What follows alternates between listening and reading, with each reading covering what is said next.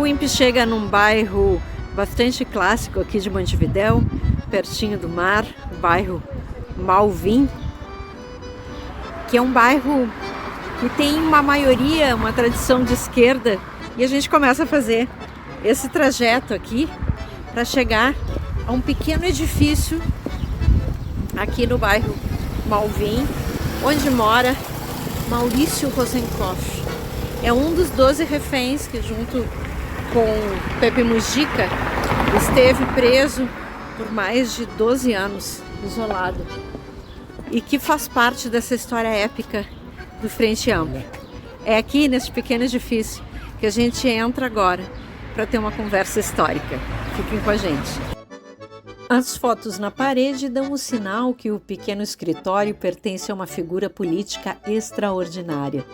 Ao fundo, Maurício Rosenkoff apresenta a máquina de escrever, onde produziu mais de 30 livros e cujas teclas ainda marcam no papel textos, histórias e análises do mundo. Aos 90 anos, o escritor, dramaturgo, jornalista, poeta e dirigente Tupamaro exibe vitalidade, lucidez, memória e capacidade de análise invejável. A roda de amigos que se forma para a conversa denuncia a relevância de um dos últimos protagonistas da incrível história de 4.323 dias, sequestrado nas masmorras uruguaias, sem luz, sem comunicação e com comida escassa. Rosenkoff não sucumbe. Passa de refém da ditadura a grande negociador da democracia. Javier Miranda, ex-ministro de Direitos Humanos e ex-presidente da Frente Ampla, ao lado de Ricardo Ehrlich, ex-prefeito de Montevidéu, conversam com Tarso Genro e El Russo. Com Maurício e com Ricardo nos une uma larga amistad. El Russo, ya veterano, no tanto, líder político en el Uruguay, uno de los rehenes de la dictadura y uno de los, permíteme decirlo, Russo, una de las personas más importantes de la apertura democrática en Uruguay. Una de las personas que más trabajó, y me consta, que más trabajó por la búsqueda del diálogo y la defensa de los derechos humanos en el Uruguay. Con Ricardo compartimos además el gobierno de Montevideo primero, así nos conocimos, fue prefeito, para decirlo en términos de Brasil, prefeito de Montevideo, y luego ministro de Educación y Cultura en el gobierno de Pepe de 2010 a 2015. Y hemos compartido, y seguimos compartiendo, esperanzas y luchas. Así que bueno, con el camarada Tarso, con quien también nos vinculan tantas conversaciones, quisimos reunirnos hoy simplemente para encontrarnos. Solo para encontrarnos. Perfecto. Encontrarnos y para nosotros, para aprender con ustedes. Porque o que nos ha atraído para uma relação com a esquerda uruguaia, sua capacidade de organização frentista, que não temos em Brasil. Temos a capacidade de organizar um grande frente de sustentação parlamentar, do projeto democrático, mas não de integração programática de alta qualidade, como vocês começaram a ser acá, fizeram acá com sucesso. Então, eu agradeço a vocês, a tu generosidade em recebermos. Mi querido amigo y compañero Javier, Ricardo, es una persona que conozco también hace mucho tiempo y admiro en profundidad. Y hago una primera provocación. ¿Hay seguridad y estabilidad en el proceso de transición democrática en Uruguay que nos asegure que ese frente vencer asume? Yo pienso que en este momento sí, pero vos sabés que las cosas se van desplazando. Mirás para Argentina y pensabas que el golpe está muy lejos y de pronto aparece alguien que puede ser perfectamente representante de algo que viene atrás. En este momento hay algo que se ha cultivado durante mucho tiempo, inclusive particularmente durante la dictadura, y es un entendimiento de las fuerzas democráticas de todos los partidos. Por supuesto que el Frente Amplio es globalmente una fuerza democrática, pero tanto el Partido Colorado como el Partido Nacional han tenido siempre a lo largo de su historia tendencias más centristas y tendencias que se caen al precipicio de tanto que se van a la derecha. No te olvides que el gobierno nuestro, el gobierno del golpe, no fue un gobierno militar, sino que fue gobierno cívico-militar. Es decir, en las elecciones del 71, el Partido Nacional tenía un candidato a presidente, Wilson, con el que constantemente teníamos diálogo y sigue siendo una referencia, Wilson Ferreira. Pero el Partido Nacional tenía otra lista además, que era el general Aguerrondo, que es el que constituye una logia dentro del ejército, que es el horcón del medio para el golpe que se da, que son los tenientes de Artigas. Incluso si vos ves la fotografía donde los militares están entrando en el Palacio Legislativo, todos provienen de los tenientes de Artigas, y son fundamentalmente blancos. Pero los colorados también tienen, porque ellos pusieron la borda verde. Digamos, hay todo un periodo donde Bordaberry tuvo una relación muy estrecha con la dictadura en Brasil, y es un hombre que se define él mismo en una entrevista insólita que le hizo un semanario como admirador de Francisco Franco, y él se sentía que era presidente no por la designación de un partido, sino por, y no te rías, la gracia de Dios. Todavía ese animal existe. Don Mauricio, usted ha salido del cárcel en un momento muy dramático del proceso político uruguayo, para como Tupamaro participar de una discusión con cuadros del ejército uruguayo dentro del proceso de la tregua armada, que fue una cosa extraordinaria que nosotros, por ejemplo, la izquierda brasileña, no conocíamos. Conocimos después de leer la historia de los Tupamaros. ¿Usted cree que esta experiencia marcó el proceso de transición para después? Bueno, si marcó eso, yo no lo puedo olfatear en este momento. En su momento fue una situación bastante insólita vista de afuera, pero hay que tener en cuenta que Uruguay, comparado con Brasil, es poblacionalmente una palangana. Entonces, siempre hay algún vínculo con cualquiera con el que te cruces.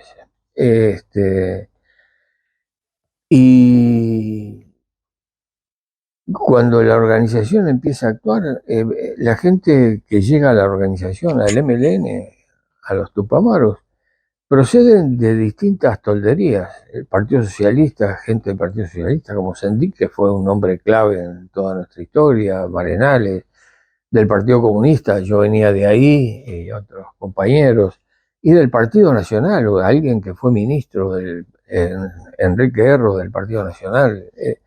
Senador, ¿no? Senador y fue ministro cuando gobernó el Partido Nacional. Y dentro del Partido Colorado lo mismo. Fíjate que cuando Sereni tiene la visión de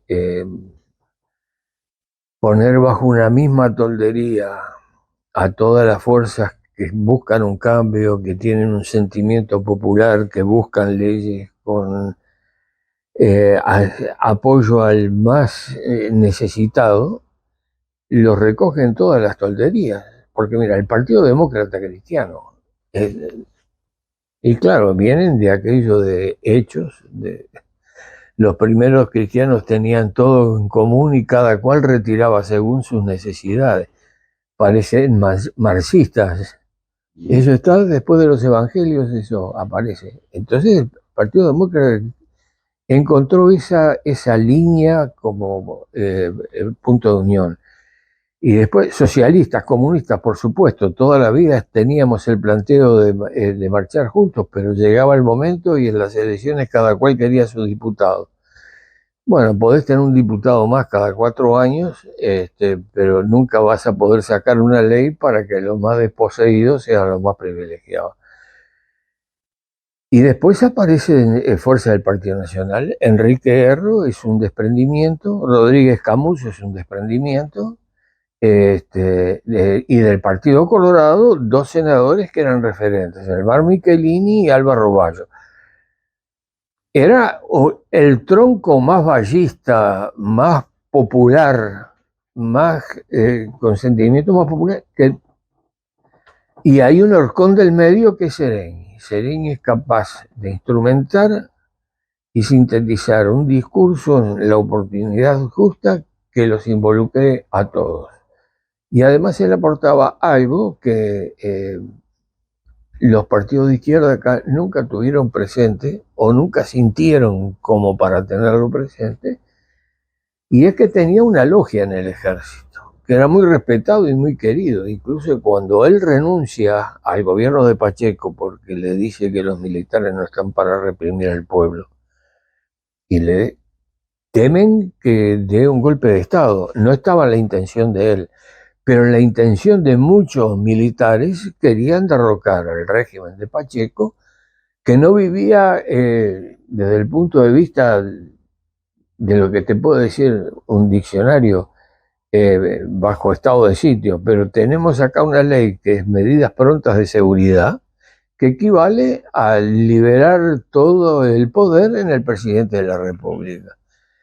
Entonces vivíamos permanentemente renovando esa ley y había desmadres de parte de las fuerzas policiales. Bueno, y eso quedó, pero pasó por vendavales muy, muy fuertes. Pero inclusive, recién te estaba comentando, sin prever que podíamos tener esta oportunidad de prensa. En el año 71 existía el temor de que el Frente ganara las elecciones.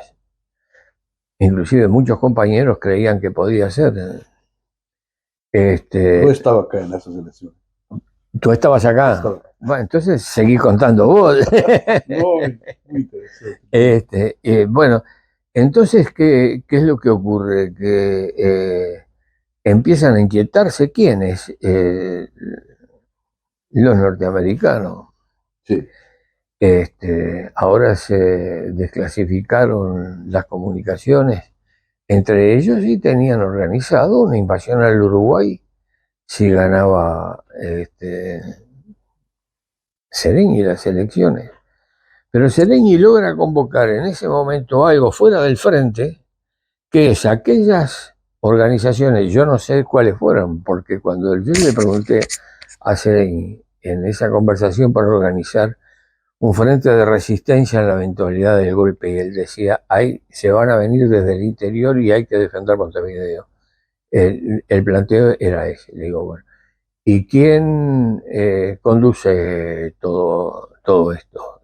Era una pregunta de rigor porque tengo que trasladarla además.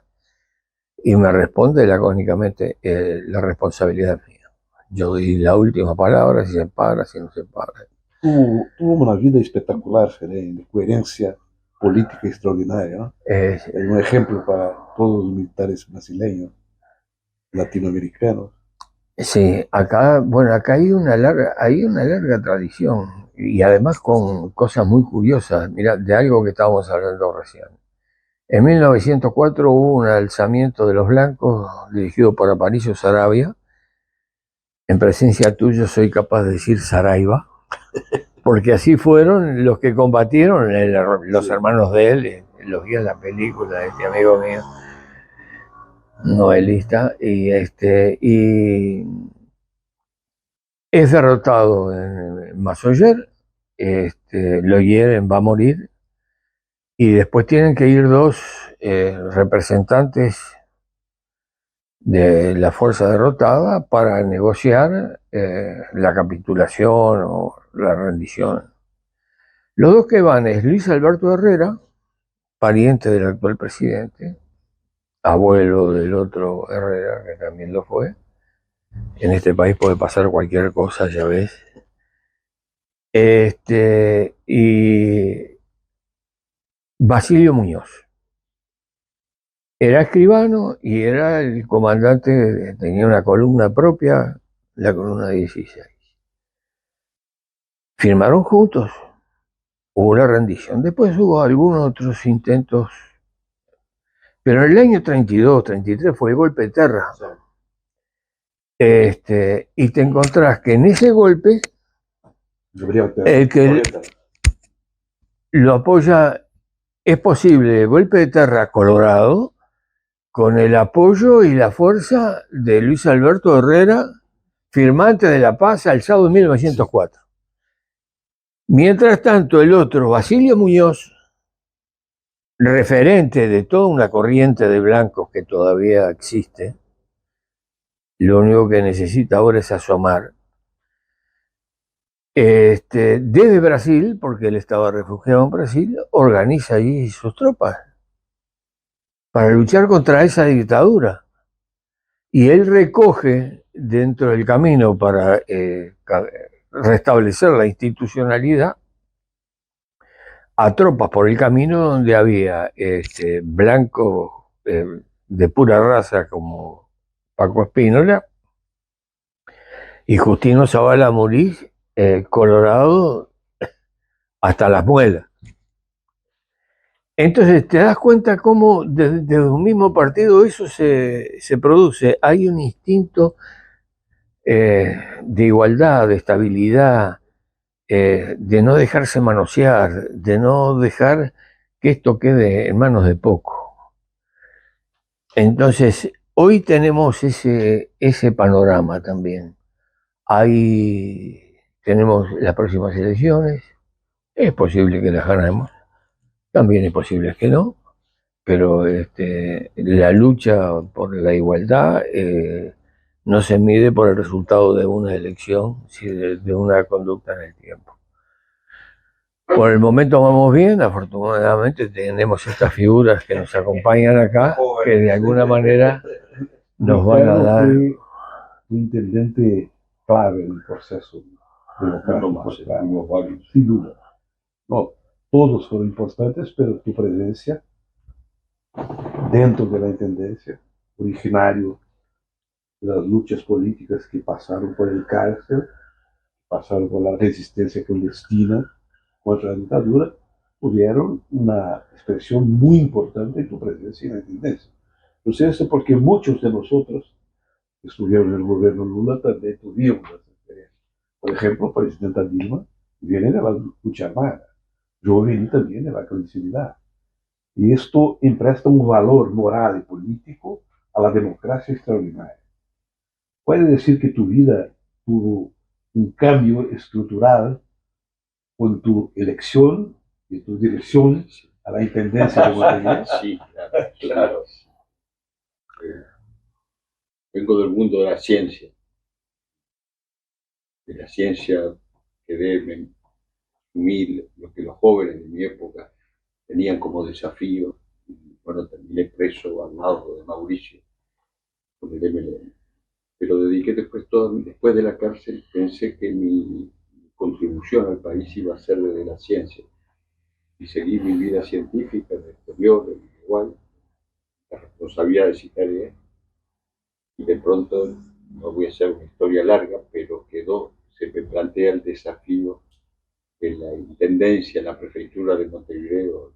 Dije que era una locura, no me veía como científico y me costaba dejar la ciencia. Yo llamé por teléfono a Mauricio cuando sale mi nombre en la prensa y Mauricio, no sé si se acuerda de lo que me dijo, estaba esperando que me llamaras. Y me dijo después, ya dejaste una vez la ciencia y volviste. Y bueno, entonces dejé una vez más la ciencia y empecé toda una nueva actividad política. Tú conociste lo que es una prefectura, se te mete en el corazón, es una forma de militancia muy cercana a la gente. Ahí nos conocimos y trabajamos con Javier y supongo que eso reforzó mi parte de vocación política. Y venía de Montevideo, cumple ahora, ya casi va a ser, cuando termine Carolina, 35 años de izquierda, ¿no? y es otra ciudad, otro departamento. Es difícil ver los cambios, porque los problemas en la ciudad son los problemas de hoy, y después que se resuelven, mañana uno se olvida. Y la ciudad fue cambiando. Era una ciudad que estaba muy fragmentada, ahora hay una crisis económica muy seria y se empieza a ver la ciudad sufre. Pero creo que se ve hay 35 años de un proyecto solidario, de un proyecto cercano a la gente. Se ve. Y ahí lo que se pudo ver en Montevideo, que se vio después los años de gobierno del Frente Amplio, es esa fuerza política con esa unidad que tú mencionabas. Que a veces nos asombra a nosotros mismos cómo se mantiene esa unidad y se va manteniendo a medida que se van sucediendo en las generaciones. Don Javier, que no se viene la historia, fue presidente del Frente, lo cual no es tarea fácil durante muchos años, pero esa unidad tiene en el origen personas dirigentes de una gran sabiduría, algunas figuras como Sereni, que encontró, fue la voz de la gente, se encontró con su tiempo y con la gente, fue una figura clave. La sabiduría de los movimientos políticos de izquierda que aprovecharon historias y fracasos de la guerra de España y los antecedentes de las izquierdas en la guerra de España tuvieron mucho impacto acá. Pero después hay algo que Javier tal vez pueda también dar su testimonio. Es una coalición política, pero es un movimiento. La dirección de la fuerza política del Frente Amplio, mitad los representantes de los partidos, de los sectores partidos políticos, y mitad de las bases organizadas en comités. Hoy tendremos 450 comités en todo el país que tienen su voz en sí.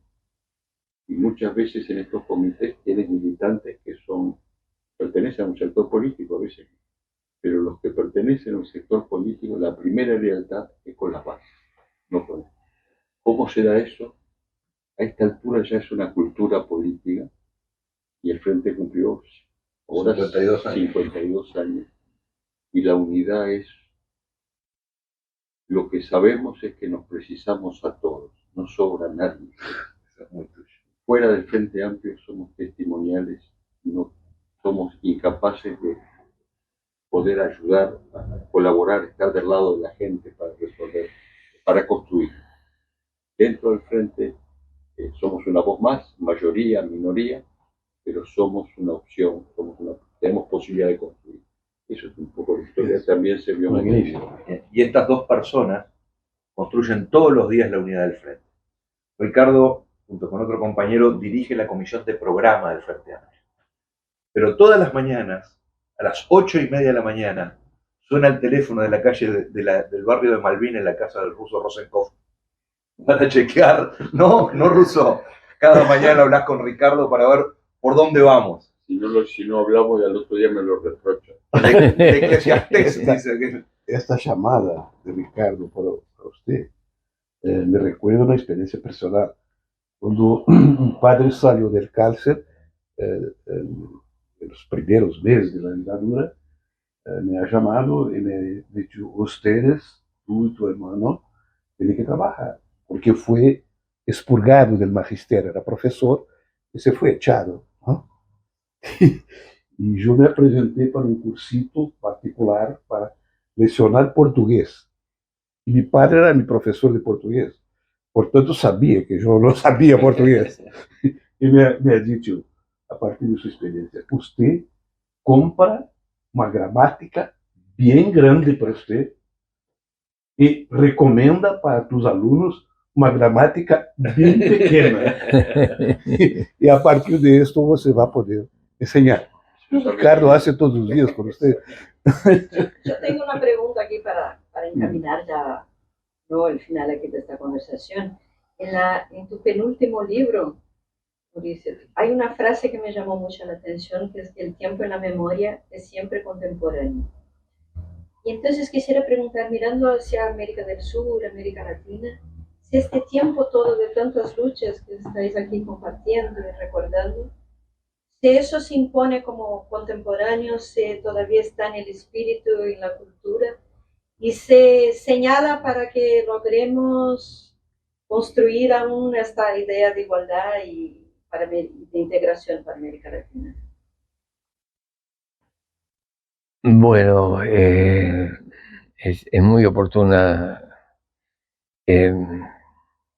Hay algo que nos carcome en medio de todo el tema de la memoria, que nosotros en definitiva somos nuestra memoria y que es el olvido. Entonces hay que estar atento a eso y saber recuperarlo en los momentos claves de la vida. Por ejemplo, en esta charla formidable que hemos tenido, o que estamos teniendo,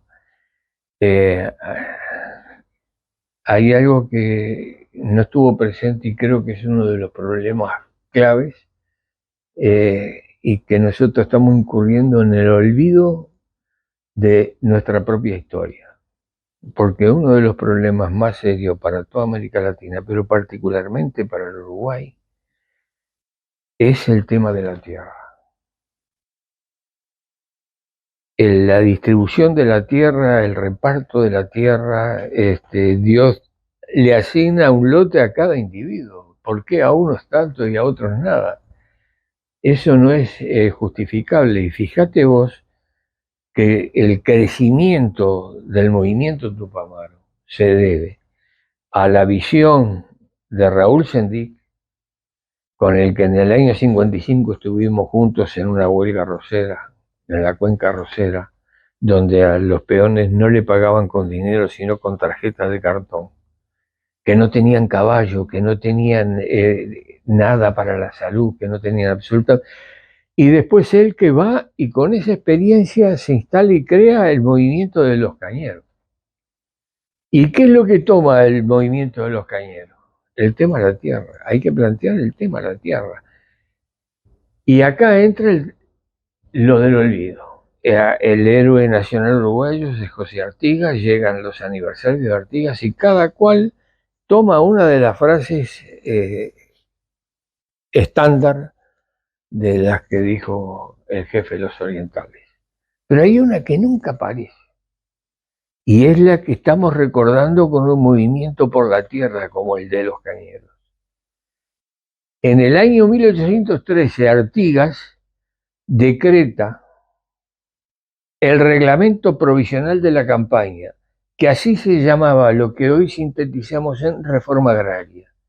Y las primeras palabras son: la tierra será distribuida con la prevención de que los más infelices sean los más privilegiados. En primer lugar, los indios, porque tienen el principal derecho. Los gauchos pobres con familia. Y así seguía. Y se realizó esa reforma agraria. Hasta acá vinieron los acumuladores. Pero se luchó por eso. Fue la primera reforma agraria que se conoce en América Latina. Bolívar había insinuado algo también, pero Artigas la plasmó. Y fíjate vos qué cosa curiosa, que ni desde la derecha, ni del centro, ni de los militares, ni de la izquierda ha reaparecido. Mirá qué cosa tenebrosa es el olvido.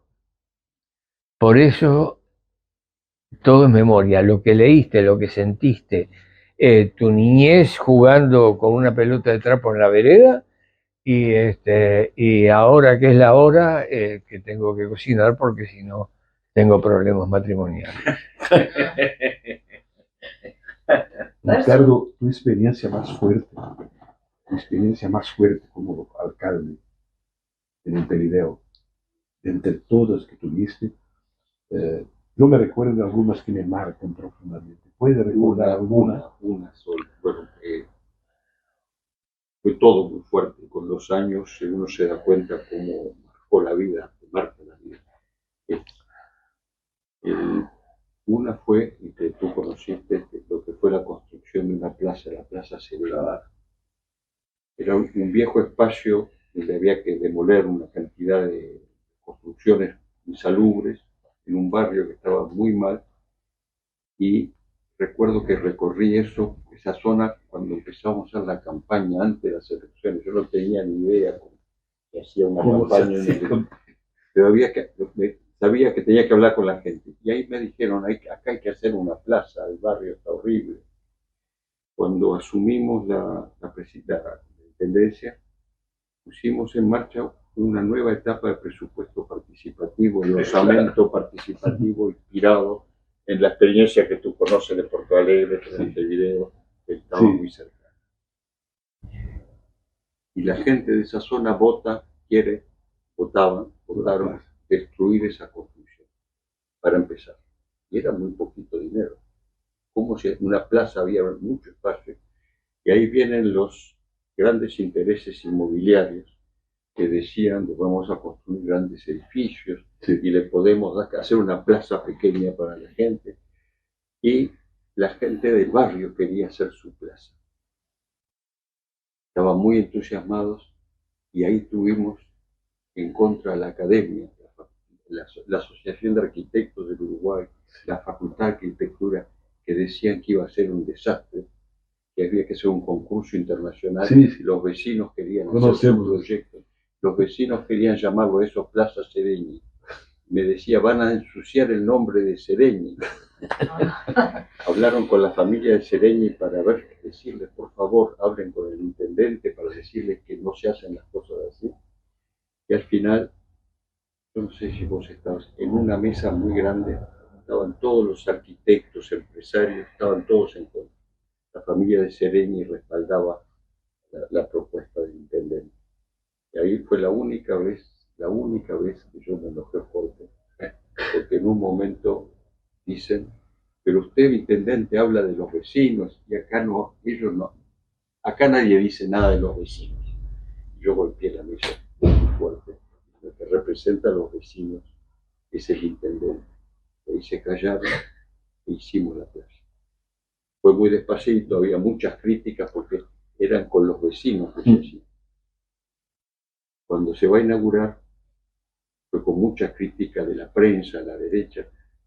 Yo también con mucho miedo de que toda la academia, los arquitectos, la Sociedad Nacional de Arquitectos, los empresarios, hicieran un escándalo en la prensa. Se los invité a visitar primero. Mira, me dice, tenías razón, no está mal, es una linda plaza, pero en una plaza así no viene nadie. Y se convirtió en una plaza, le llaman una plaza de convivencia. Toda la población la hace suya, hizo suya. Muchos de los arquitectos, sobre todo uno, que fue de los que más criticaba después, escribió un libro, se hizo la autocrítica, diciendo cómo nos podemos equivocar cuando hacemos los planes en un escritorio y lejos de la realidad y de la gente. Tal vez eso para mí fue una experiencia de que hay que confiar en la gente. E Serra para nós.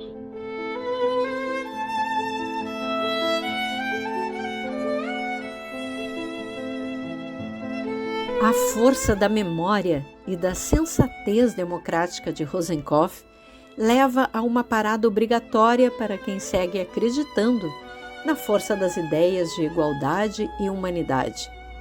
O memorial, localizado no Parque Vaz Ferreira, no bairro El Cerro, é formado por um corredor com paredes de cristal, onde estão os nomes dos 174 presos desaparecidos. A obra foi inaugurada em 10 de dezembro de 2001 e declarada Monumento Histórico Nacional em 2014.